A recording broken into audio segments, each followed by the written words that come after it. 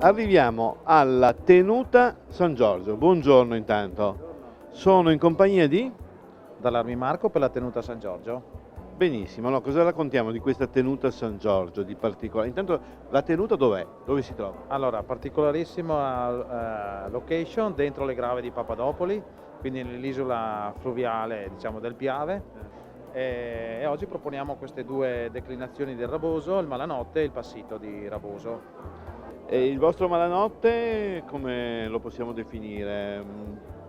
Beh, diciamo, allora, questo diciamo che è in vendita del 2015, è un vino pronto, ok? Soltanto che avrebbe bisogno magari di un po' più tempo per ammorbidirsi e renderlo da meditazione. Io lo vedo più come un vino da pasto al momento. Adesso con questi cacciagioni, salami, musetti.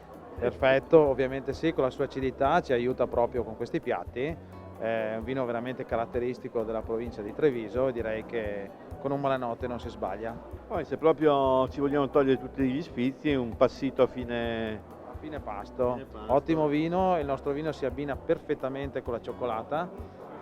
Sappiamo benissimo che la cioccolata è difficile da abbinare, ma questo passito ci permette anche di estrarre questo gusto della marasca tipica del Raboso e quindi direi che sarebbe il giusto finale di un pasto. Quindi per gli amanti della cioccolata dotatevi di un bel passito Un bel passito di Raboso della tenuta San Giorgio.